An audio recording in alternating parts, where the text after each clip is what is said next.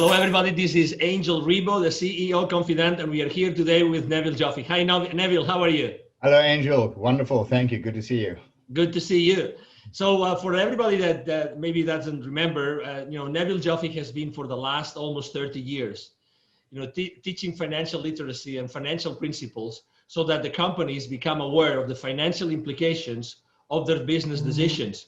And we are here today to talk about some of the principles of Neville Joffe's theme, which actually he's been explaining to executives for so many years, which is what gets measured gets managed. So Neville, welcome again here. So why do you think that getting things measured to being managed is so important today? Angel, if you use a metaphor of a physician examining a patient who say, look, I'm not feeling well. I say, well, what do you mean you're not feeling well? I was not feeling well. Probably one of the few things the physician is going to do is take his temperature or her temperature, take blood pressure, take a look in the ears, etc., and get a reading of sorts. In the absence of measuring certain vital signs or metrics of the patient, this physician wouldn't even know which direction to take. So in a business, it's no different. We need to measure to manage, because people tend to examine numbers in isolation, and it is so dangerous.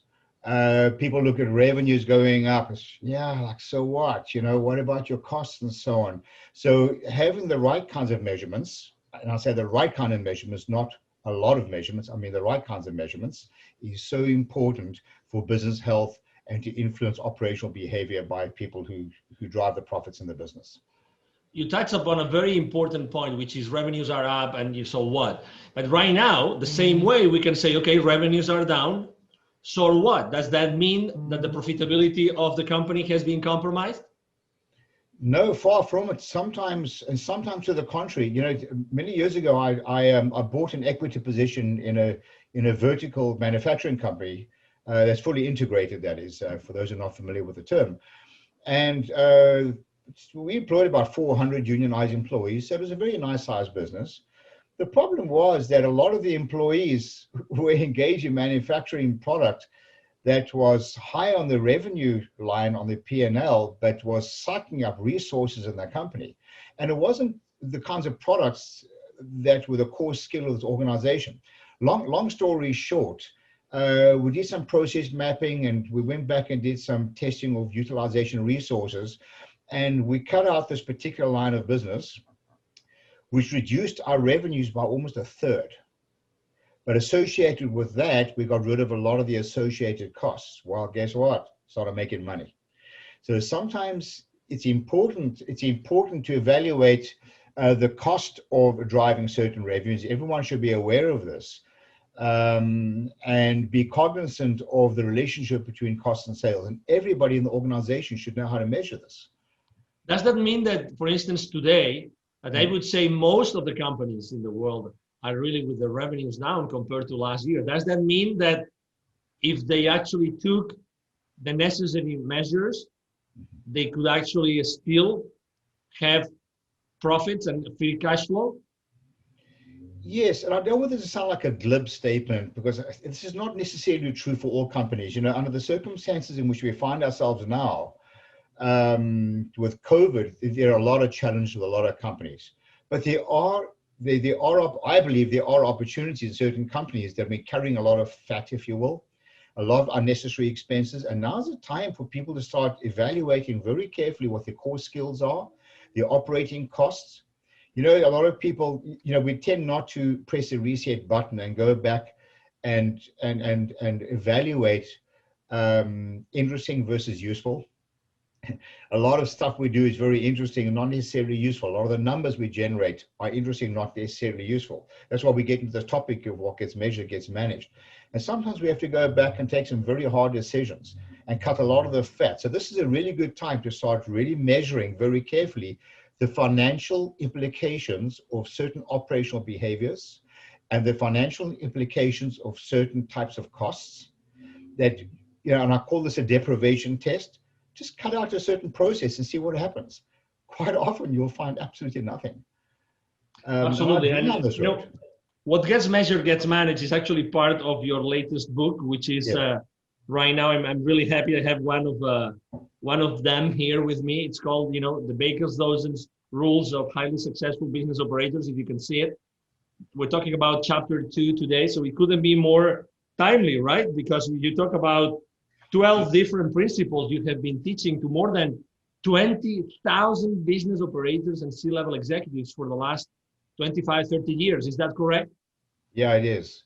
And in a lot of the organizations I work with a lot of multinational companies and growing entrepreneur organizations alike. And I see the same problem over and over and over again. I've experienced this in my own organizations, in my own companies. So, each of the chapters is broken down to 3 parts. It's the title, which really speaks for itself. What gets measured gets managed. Don't evaluate numbers in isolation. Revenues are vanity. Profits are sanity. Cash flow is reality. These are what the people who've attended my workshops have affectionately called Nevilisms. And this is what the book is really about. So there's a title of the book.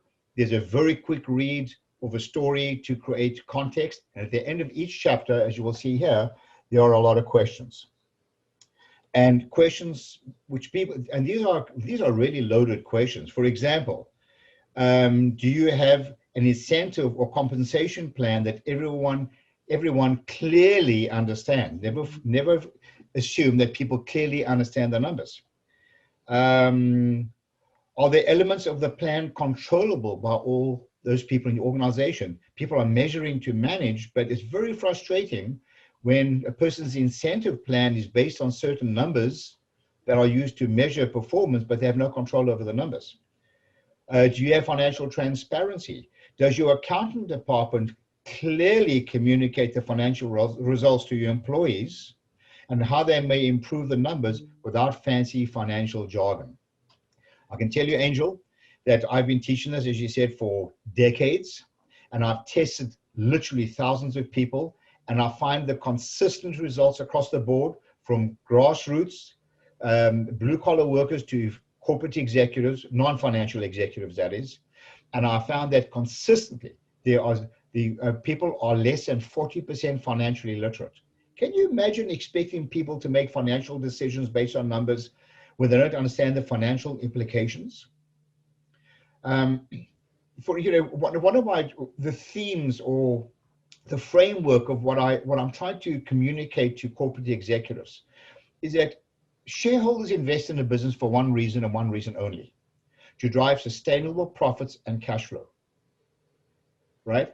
Sustainable profits and cash flow. But to do that, you need to get your employees engaged. You need to educate them, and only then can you hold them accountable. Exactly. Bang on. So I would like to suggest that, as you read this book, and everybody, we're gonna make sure that people have. I mean, this is a copy which was like printed. The book is still not available for purchasing. We have only. I mean, this has been a book that has been actually made thanks to the contribution of a lot of different executives. Is that correct? Oh, absolutely. We've had several hundred executives from various companies who have been kind enough to contribute to the book, and we've had some really engaging conversations about some of this content. Exactly. So we would definitely like to have more questions from the people that is watching this interview today to actually contribute to the book if they want to do it. So we will be more than glad to do it. Is that correct, Neville? Yes, absolutely. And if anybody wants to see some extracts of chapters or some of the questions, please email me at Neville, that's Neville at bizwisdom.com. That's bizwisdom.com, Neville at bizwisdom.com. I'll be happy to send you a soft copy of some of the questions and or even of the chapters and get your input. Excellent. Well, thank you very much, Neville, for being here with us today, and to everybody watching this interview. So thank you very much. I'm sure that you have enjoyed this conversation as much as we have, and you have a wonderful day. See you soon. Bye-bye. Thank you. Bye-bye now.